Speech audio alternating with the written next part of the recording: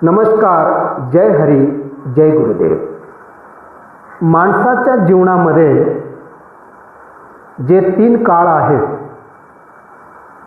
भूतकाळ, वर्तमान काळ आणि भविष्यकाळ. तर या तीनही काळामध्ये माणसाने जास्तीत जास्त वर्तमान काळामध्ये राहायला पाहिजे. परंतु तसं न होता अधिकाधिक आपण भूतकाळामध्ये राहतो किंवा भविष्य काळामध्ये राहतो आणि वर्तमान जो आहे त्या वर्तमान काळापासून आपण बाजूला जातो. आणि वर्तमान हाच खरा काळ आहे.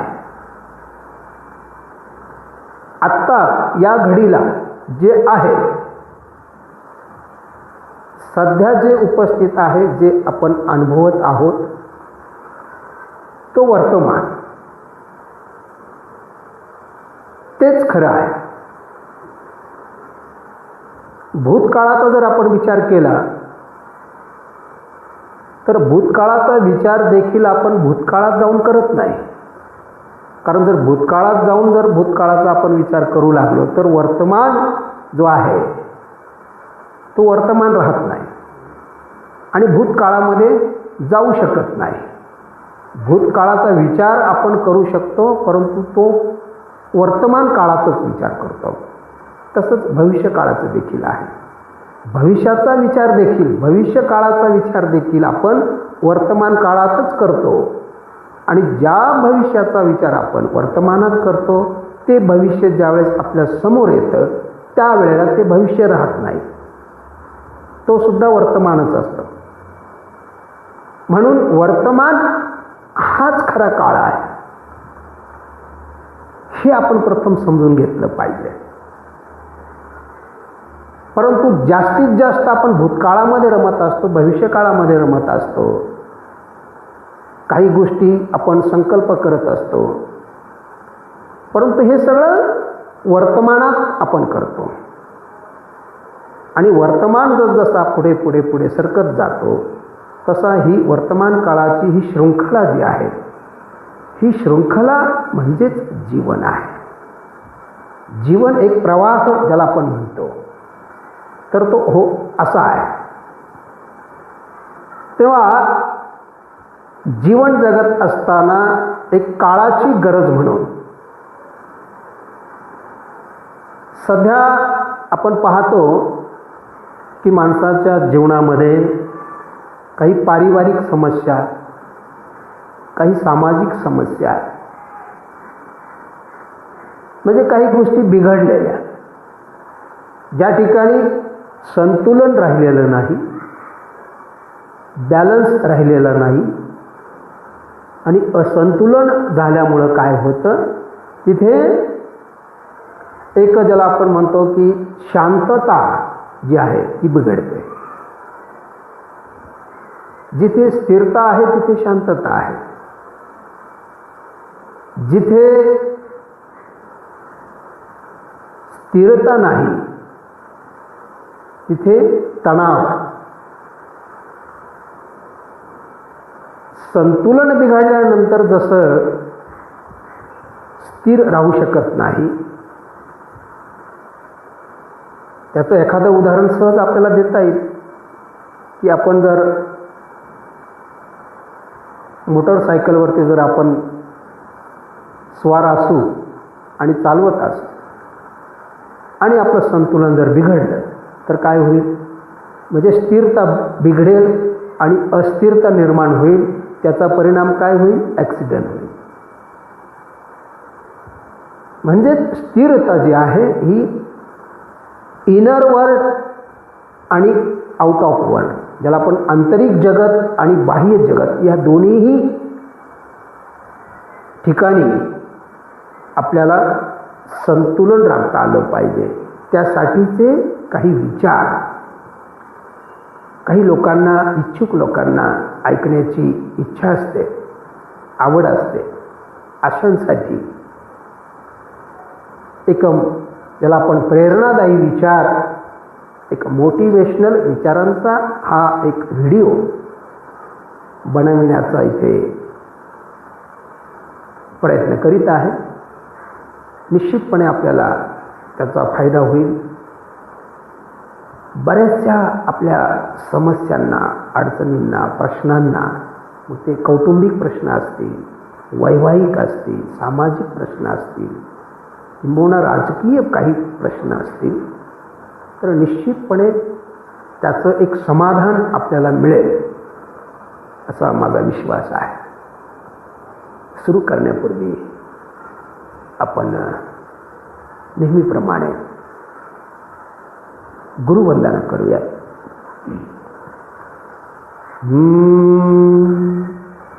गुरुर ब्रह्मा गुरुर विष्णू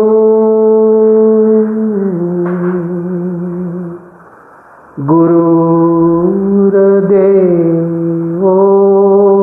महेश्वरः गुरु साक्षात परब्रह्म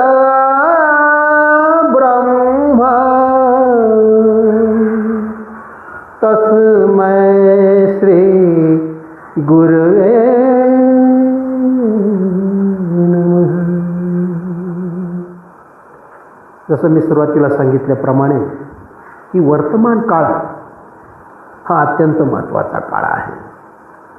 ज्याचा वर्तमान नीटनेटका आहे, जो वर्तमानामध्ये संतुलित आहे, स्थिर आहे, आणि जो वर्तमानामध्येच आहे त्याचा भविष्यकाळ देखील चांगलाच असतो. परंतु वर्तमान जर ज्याचा नीट नाही, चांगला नाही, तर त्याचं नशीब ज्याला आपण म्हणतो, कारण नशीब हे काही परमेश्वर बनवत नाही. परमेश्वराला तुमचं नशीब बनवण्याची काही गरजही नाही.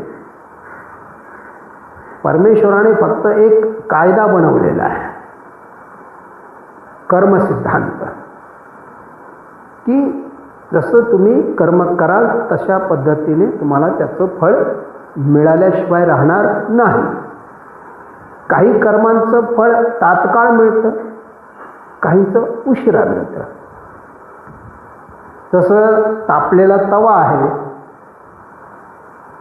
त्या ठिकाणी जर कर्म केलं, तापलेल्या तव्यावरती जर आपण हात ठेवला, ते कर्म झालं. त्या कर्माचं फळ तात्काळ मिळतं, अगदी एका क्षणात. परंतु काही कर्म अशी असतात की ते त्याची जी फळं जी आहेत, ती चांगली कर्म असतील तर त्याचं चांगलं फळ मिळेल, वाईट कर्म असेल तर त्याचं वाईट फळ मिळेल, त्याला वेळ लागू शकतो. तेव्हा हे वर्तमानावरती अवलंबून आहे. वर्तमानामध्ये आपण कसे आहोत, सध्या आपण जसे आहात, सध्या आपली परिस्थिती काय आहे, सध्या आपली मानसिक जडणघडण कशी आहे, आपण जागरूक आहात की नाही, यावरती सगळं अवलंबून आहे. यावरती तुमचं नशीबही अवलंबून आहे. तेव्हा वर्तमान काळ जो आहे, जसं मी सांगितलं की 3 काळ आपल्याला सांगितलेले आहे. भूतकाळ, वर्तमान आणि भविष्यकाळ. यातील वर्तमान जो काळ आहे, म्हणजे जो आत्ता, म्हणजे आत्ता मी जे बोलत आहे हा वर्तमान काळ, आणि तुम्ही जे ऐकत आहात तो वर्तमान काळ. आणि भविष्याचा ज्यावेळेस आपण विचार करतो, तो विचार आपण करताना तो काळ कोणता असतो? वर्तमान. भविष्यामध्ये जाऊन तर विचार करू शकत नाही, तेवढी आपली पात्रता नाही आहे. भविष्यामध्ये जाऊन पाहण्याची दृष्टी जी आहे ती सामान्य माणसाला नसते. ते अगदी करोडोतून एखादा विरळा कोणी असू शकतो की जो वर्तमानातून भूतकाळातही जाऊ शकतो, वर्तमानातून भविष्यकाळातही जाऊ शकतो. तो विषय ते एक रहस्य आहे, तो भाग वेगळा आहे.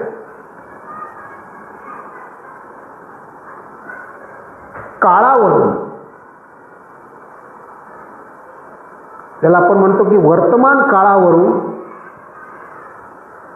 तुमचं भविष्य ठरत असतं, तुमचं नशीब ठरत असतं, तुमची स्थिती ठरत असते.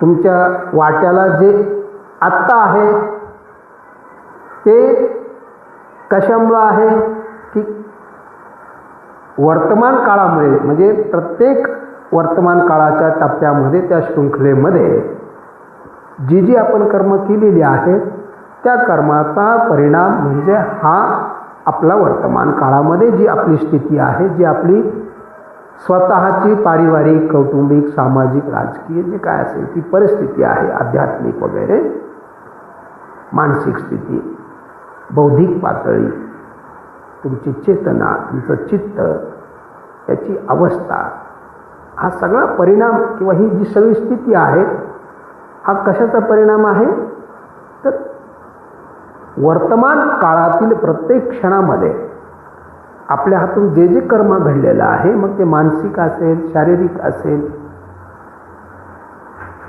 भौतिक असेल, आध्यात्मिक असेल, त्या सर्व कर्मांचा एक परिणाम म्हणून आज प्रत्येकाची अवस्था ही कशी आहे ही त्याचं त्याला माहिती आहे. मग कोणी दुःखी आहे, कोणी सुखी आहे, कोणी आपल्या कुटुंबामध्ये काही गोष्टी बिघडलेल्या आहेत, संतुलन राहिलेलं नाही, तणाव निर्माण झाला वेगवेगळ्या कारणाने, त्यामुळं तिथे अशांतता निर्माण झालेली आहे, सुख नाही, आनंद नाही, समाधान नाही. पैसा आहे, गाडी आहे, बंगला आहे, नोकर चाकर सगळं काय आहे, परंतु समाधान नाही, शांतता नाही, बिघड झालेला आहे. काही सामाजिक परिस्थितीमध्ये बिघड झालेला असल्यामुळे समाजातही शांतता नाही. राजकीय क्षेत्रामध्ये काही गोष्टी बिघडलेल्या असल्यामुळे तिथेही सगळा गोंधळच आहे. तर ही जी बिघडलेली परिस्थिती जी आहे ही नीट करण्यासाठी, संतुलित करण्यासाठी, स्थिर स्थावर करण्यासाठी, किंवा तिचं ज्याला आपण म्हणतो की पुनर्वसन करण्यासाठी, खरं तर पुनर्वसन हा शब्द इथे फार महत्त्वाचा आहे. पुनर्वसनच करावं लागणार आहे, कारण बिघडलेलं आहे म्हटल्यानंतर नुकसान झालेलं आहे. नुकसान झाले म्हटल्यानंतर त्याची भरपाई जर करायची असेल तर पुनर्वसन करावं लागेल, आहे त्या स्थितीमध्ये त्याला आणावं लागेल, तेव्हा ती गोष्ट नीट होईल. तेव्हा तुमचे जे काही समस्या आहेत, कौटुंबिक असतील, सामाजिक, राजकीय, आध्यात्मिक ज्या काय असतील त्या स्थिर स्थावर होतील. पण कधी ज्यावेळेला तुमचं पुन्हा त्या ठिकाणी पुनर्वसन झालं तर, अन्यथा होणार नाही. कितीही प्रयत्न करा, आणखी त्या ठिकाणी ज्याला आपण म्हणतो की ते वाढत जाईल, तणाव वाढत जाईल, अशांतता अधिक वाढेल, परंतु स्थिरता येणार नाही जर पुनर्वसन केलं नाही तर. आता पुनर्वसन करायचं म्हणजे नेमकं काय? बिघडलेलं आहे का, कशामुळे बिघडलंय, काय बिघडलंय, हा महत्त्वाचा भाग आहे आणि तो समजून घेतला पाहिजे. तर कुठे बिघडलेलं आहे, शरीरामध्ये काही बिघडलेलं आहे का? कुटुंबामध्ये नेमकं काय बिघडलेलं आहे? विचार जुळत नाहीत एकमेकांशी आणि त्यामुळे तिथे तणाव निर्माण झाला. एकमेकावरती शंका कुशंका संशय निर्माण झाला. घडीत एकमेकांवरती प्रेम, अगदी थोडंसं काही मनासारखं झालं नाही की लगेच अगदी दुसऱ्याच क्षणाला लगेच त्या ठिकाणी एक तिटकारा, त्याला आपण म्हणतो, लगेच दुरावा, पुन्हा गोडीमध्ये, ज्याला आपण हा जो धरसोडपणा जो होतो तो कशामुळे होतो हेही आपण समजून घेतलं पाहिजे. आणि मग हे जे प्लस मायनस जे होत राहतं आणि त्यामुळं देखील जो तणाव निर्माण होतो, तर तो स्थिर कसा राहील, त्यासाठी काय केलं पाहिजे? तर आधी तर आपण समजून घेतलं पाहिजे नेमकं कशामुळं हे सगळं होत आहे. तर इथे पहा, दोन्ही डोळ्याच्या दोन्ही भुवयांच्या मध्ये इथे या बिंदूवरती आणि या बिंदूच्या, आता इथे पहा म्हणजे माझ्या कपाळाच्या इथे पहा असं नाही, इथे पहा याचा अर्थ असा की तुम्ही तुमच्या कपाळाच्या दोन्ही भुवयांच्या मध्ये आंतरिक बाजूने तुम्ही पहा. ते कशाने पाहायचं? तुम्ही म्हणाल असं कसं बघता येईल? डोळे खाली ते बाह्य बघतात आणि तुम्ही आम्हाला कपाळाच्या आतमध्ये त्या बिंदूत बघायला कसं काय सांगता? डोळ्याने नाही पाहायचं. डोळे हे बाहेरचं पाहण्यासाठी आहे. आतमध्ये जे पाहायचं आहे ते लक्षाने पाहायचं आहे, ध्यानाने पाहायचं आहे. आपण लक्ष देतो ना. लक्ष म्हणजे की बसल्या बसल्या आपण घडीत कोणाची एक आठवण झाली की आपलं लक्ष तिथे जातं. बसलेलो आपण असतो एकीकडे, परंतु अचानक कधीतरी भूतकाळात कुठेतरी गेलेला असतो, एखादं रमणीय असं स्थळ पाहिलेलं असतं, त्याची आठवण झाली, इथे बसताना झाली, तर ते लक्ष जे आहे ते तिकडे गेलं. तर ही जी शक्ती आहे, ती लक्ष शक्ती जी आहे त्या लक्षाने, त्या शक्तीने इथे पाहायचं अंतरामध्ये.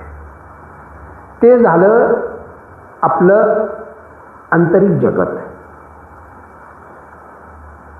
Inner work. आणि याच्या बाहेर जे आत्ता दिसतंय, तुम्ही मला पाहताय, मी बोलतो आहे,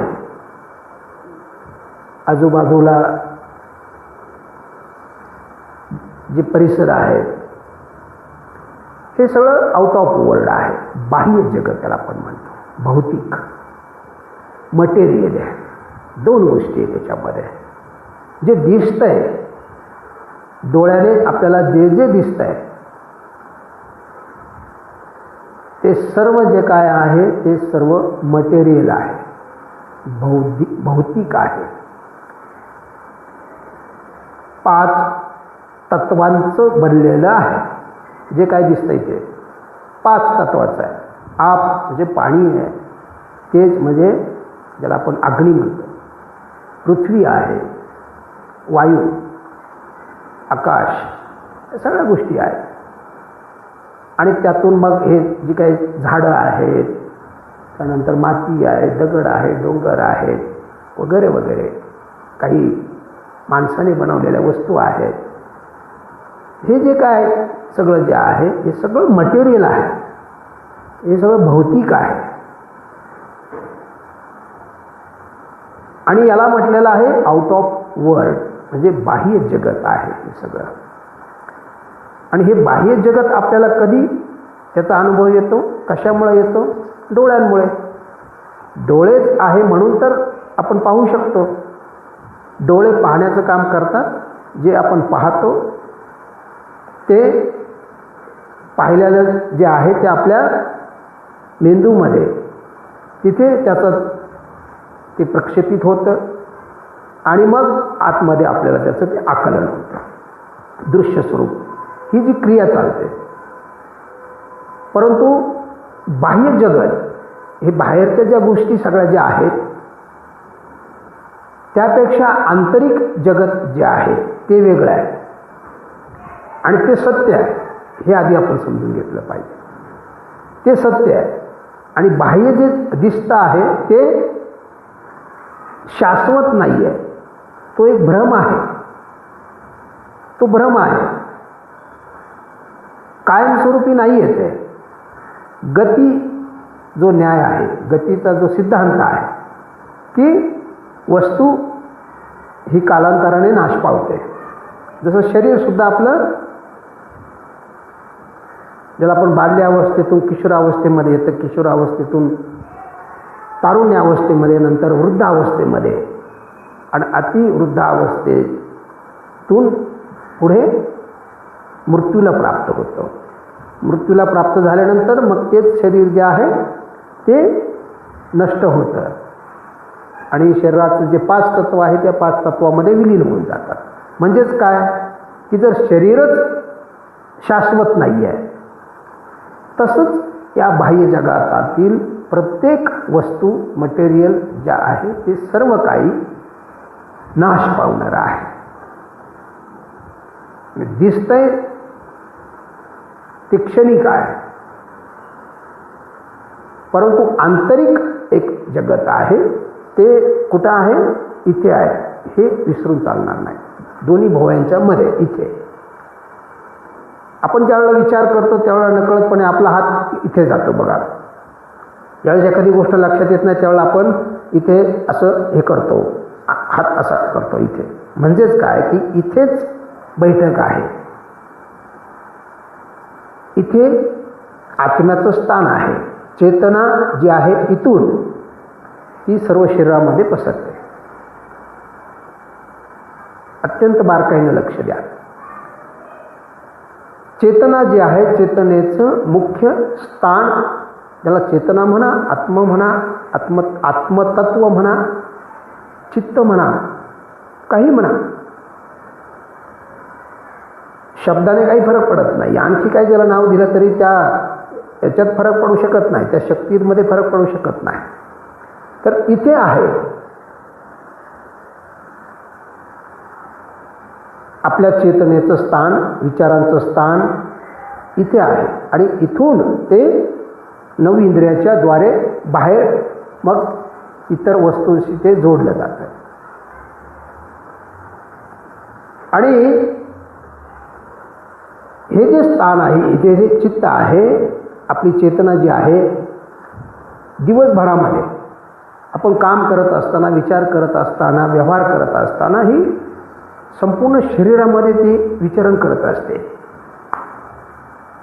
परंतु रात्री संध्याकाळी जेवण झालं आणि झोपण्याची वेळ झाली की ऑटोमॅटिक काय होतं? डोळे बारीक होतात, झोप येते, डोळे जड झाल्यासारखे वाटतात. मग का डोळे जड झाल्यासारखे का वाटतात? नेमकं काय होतं याचा कधी विचार केला आहे का?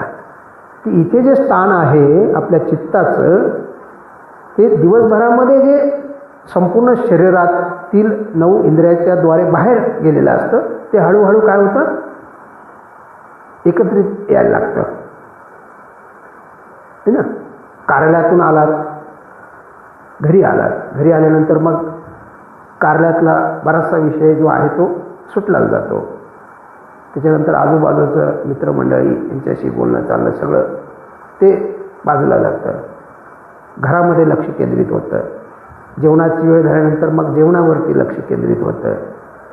थोडंफार TV वगैरे पाहिला, थोडासा वेळ काढल्यानंतर मग 10, 11, 12 वाजता झोप यायला लागते. त्यावेळेला काय होतं? हे सगळं विसरून जातं मनुष्य.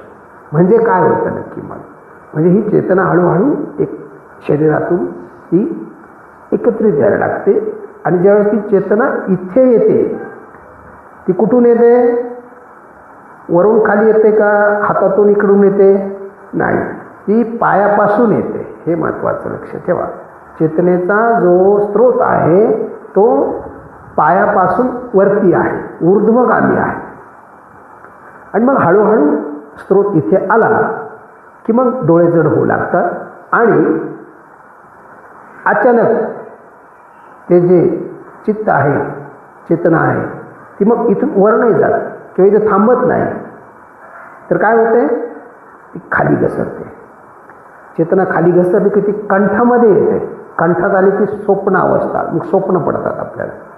म्हणजे स्वप्न अवस्थेचा अर्थ की निद्रा अवस्था आणि जागरूक अवस्थेच्या मधली अवस्था स्वप्न अवस्था. इथे चित्त येतं, मग स्वप्न पडतात. आणि मग इथून पुन्हा खाली नाभीमध्ये येतं चित्त. त्याला मग आपण म्हणतो गाढ झोपला, गाढ निद्रा, त्याला निद्रा अवस्था आपण असं म्हणतो.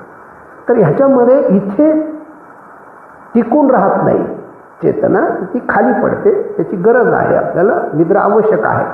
परंतु इथे ती टिकून ठेवणं जाणीवपूर्वक, त्याला महत्त्व आहे. त्याशिवाय माणसाला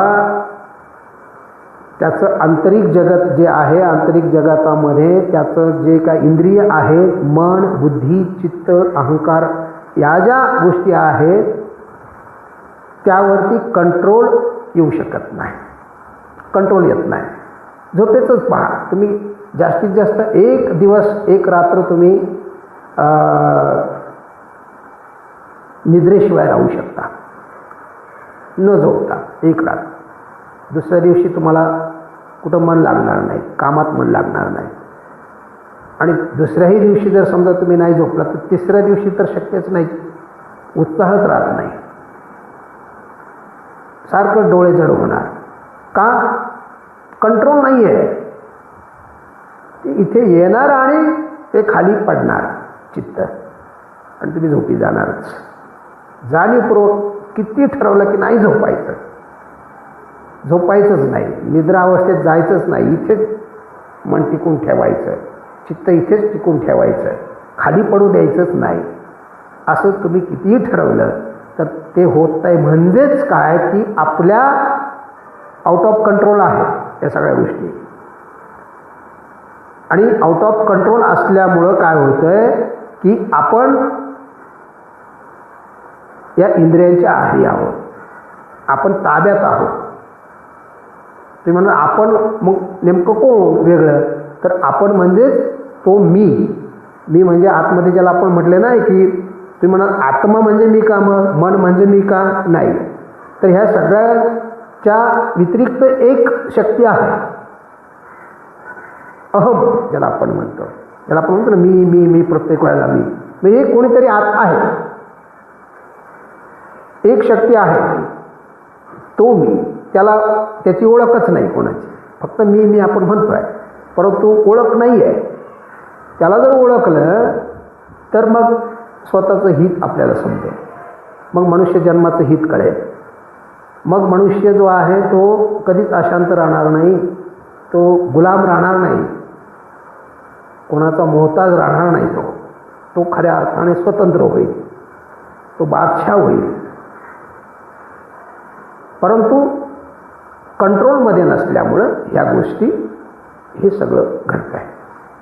मग आपलं कौटुंबिक परिस्थिती बिघडलेली, सामाजिक परिस्थिती बिघडली, राजकीय परिस्थिती बिघडली. कशामुळे बिघडलं? तर हे इथं बिघडलेलं आहे सगळं. चेतनेवरती कंट्रोल नाही आहे. माणसं कशी ओळखायची ते सुद्धा हेच गुढ आहे. ओळखता येतात म्हणून माणसं समोरासमोर, जर माणसाच्या बोलण्यावरून सुद्धा लगेच लक्षात येतं की हा मनुष्य, याची वृत्ती कशी आहे, या माणसाची चेतना शुद्ध आहे की अशुद्ध आहे, याचं चित्त शुद्ध आहे की अशुद्ध आहे, त्याच्या बोलण्यावरनं सुद्धा लक्षात येतं. पण कोणाच्या लक्षात येतं? ज्याचं थोड्याफार प्रमाणात ज्याने कंट्रोल केलेलं आहे त्याच्या. सगळ्यांच्या लक्षात येत नाही, म्हणून फसगत होते. दुसऱ्यांचे विचार वाचण्याची क्षमता, शक्ती विकसित झालेली नसते. त्यामुळे फसगत होते, एक दुसऱ्याला फसवतात, तणाव निर्माण होतो किंवा स्वतः आपण फसले जातो, कारण आपलाही कंट्रोल नाही आहे आपल्या इनर वर्ल्डमध्ये, आंतरजगतामध्ये ज्या इंद्रिय आहेत त्यावरती आपलाही कंट्रोल नाही आहे. आपण कंट्रोल नसल्यामुळं काय होतं की जी गोष्ट जिथे संतुलन ठेवायला पाहिजे तिथे संतुलन ठेवलं जात नाही आणि मग कर्म घडत राहतात. जाणीव कर्माशिवाय तर मनुष्य राहू शकत नाही, कर्म तर केलीच पाहिजे, परंतु ज्यावेळेस त्याचं कंट्रोल येतं आतमध्ये येते त्यावेळेला तो कर्म करत असताना त्याचं संतुलन असतं निश्चितपणे, त्याला त्याचं भान असतं. आणि दुसरा जो व्यक्ती असतो ज्याचं कंट्रोल नाही आहे आंतरजगतामध्ये, त्याच्या चित्तावरती चेतनेवरती कंट्रोल नाही आहे, त्याने अभ्यासच केलेला आहे त्याचा, तर त्याचं कंट्रोल नसल्यामुळं काय होतं की तो जो आहे त्याला भान नसतं, कर्म करत असताना त्याला भान राहत नाही. भान राहत नाही म्हटल्यानंतर ते कर्म चांगलं करतोय की वाईट करतोय, त्याचं परिणाम काय होतील याचं भानच राहत नाही. आणि मग कर्म सिद्धांत जो आहे तो त्याचं रूप दाखवतो. आणि मग ही जी परिस्थिती आहे, मग बाकीचं जाऊ दे, जगातलं सोडून द्या, समाजातलं ठीक करू, समाजाची सुधारणा करू, त्या सगळं ते तर नंतरचा भाग आहे. आधी आपली स्वतःचे कुटुंबाचं आपण पाहिलं पाहिजे आणि कुटुंबाचं पाहत असताना त्याच्याही अगोदर आपण आपलं स्वतःचं पाहिलं पाहिजे. हे सुद्धा एक कुटुंबच आहे, शरीर म्हणजे. अनेक इंद्रिय आहेत, या सर्व इंद्रियांचा एक मुख्य आहे कोणी ना कोणी. जो मुख्य आहे तोच जर समजा गुलाम असेल तर निश्चितपणे तो त्या कुटुंबातील लोकांच्या मध्ये सुद्धा तो कोणाच्या तरी दबावाखाली जाणार. तिथे कुटुंबामध्ये सुद्धा एक ज्याला आपण म्हणतो की समानता राहू शकत नाही, की जी असायला पाहिजे निदान कुटुंबामध्ये तरी. तिथे किमान निदान समता, बंधुता, नाही का, न्याय, या सगळ्या गोष्टी ज्या आहेत निदान तिथे तरी पाहायला मिळायला पाहिजे. तिथे जर असेल तर समाजातही तुम्हाला नक्की मिळतील. परंतु कुटुंबामध्ये त्या समता, बंधुता, न्याय, सदाचार ह्या सगळ्या गोष्टी निर्माण करण्यासाठी त्याच्या अगोदरची एक कुटुंब आहे, ती म्हणजे आपण स्वतः आहोत, आपलं शरीर आहे. इथे आधी आपण ते स्थापित केलं पाहिजे. इथे एकदा स्थापित केलं की तुमचं कंट्रोल येतं. कंट्रोल आल्यानंतर तुम्ही दुसऱ्यांना वाचू शकता, दुसऱ्यांचे विचार तुम्ही समजावू शकता, समजू शकता आणि त्यालाही तुम्ही कंट्रोल करू शकता. नाही त्याला कंट्रोल करू शकला तर निदान तुम्ही स्वतःचा बचाव करू शकता. आणि तेच महत्त्वाचं आहे. तुम्ही स्वतःचा बचाव केला तर तुमचा, ज्याला आपण म्हणतो की तुमच्याकडून जर कोणाला उपद्रव झाला नाही किमान तरी आणि बराचसा उपद्रव टळेल ना. आणि दुसऱ्यांनी तुम्हाला कोणी उपद्रव केला तर तुमचा आंतर जगतातील, ज्याला आपण इनर वर्ल्ड जे आहे तुमचं कंट्रोलमध्ये असल्यामुळं बाह्य याचं अटॅकचा तुमच्यावरती फारसा परिणाम होणार नाही. मग तिथेही समतोल साधण्यासाठी मदत होते. तेव्हा ह्या सगळ्या गोष्टी आहेत. आणि मग बाकीच्या ज्या नैतिक गोष्टी आहेत तो नंतरचा भाग आहे. मग ते दारू पिणं कठीण आहे, दारू सुटत नाही, दारूचं व्यसन लागलं, चोरी करण्याचं सवय लागली, मांस भक्षण करण्याची सवय लागली, ह्या सगळ्या ज्या नैतिक गोष्टी आहेत हा भाग नंतरचा आहे. ते सांगून किंवा त्याच्यावरती जास्त काही बोलून उपयोग नाही आहे. हे कोणी सांगायची गोष्टच नाही, मुळात कोणी सांगून ऐकण्याची मुळीच गोष्ट नाही आहे. ही फक्त स्वतः अंतरामध्ये समजून घेण्याची गोष्ट आहे. आणि एकदा समजलं की ऑटोमॅटिक मनुष्य जो आहे त्याच्यावरती कंट्रोल करू शकतो. मग दारू पिणं वाईट की चांगलं हे ठरवताना काही म्हणतील चांगलं आहे, काही म्हणतील वाईट आहे. त्याच्यामध्ये फारसं आपल्याला आता जायचं नाही आहे. परंतु एक नक्की आहे की नशा आहे ती, आणि ती नशा उतरते. आणि नशेमध्ये असताना मनुष्य काही कृत्य करू शकतो, असामाजिक कृत्य करू शकतो, त्याच्याकडून अपराध घडू शकतो. आणि दारू उतरली की पुन्हा मग त्या कर्माला त्याच्या परिणामाला सामोरे जावं लागतं, म्हणून वाईट आहे ते. परंतु एक नशा जी अंतरामध्ये आहे आणि ती म्हणजे ही आत्ता मी जी तुम्हाला सांगितलं की जी चित्त आहे ते एकाग्र केल्यानंतर एक नशा तिथे मिळते. ती सुद्धा नशा आहे, परंतु ती नशा जी आहे त्यामुळे नुकसान काही होत नाही, तर त्याचं फायदा होतो. किती फायदा होतो, तर त्या फायद्याचं मोलच नाही. जीवनच सफल होतं, मोक्षालाच जाता तुम्ही. एक साधे सबसदे, म्हणजे तुम्हाला अक्षरशः आपण म्हणतो की एक चिंतामणीच भेटल्यासारखं होतं. म्हणजे अगदी संत तुकाराम महाराजांच्या भाषेमध्ये सांगायचं जर झालं तर त्यांनी हेच केलं. आणि मग ते म्हटलं की देव पाहावयासी गेलो, देवची होऊनी ठेलो, तुझं आहे तुझं पाशी. म्हणजे हे जसे आता मी सांगितलं की ते तुझं आहे तुझं पाशी, म्हणजे पण कुठे आहे, कसं आहे ते असं आहे. मग त्यासाठी कुठं जायची गरज आहे का?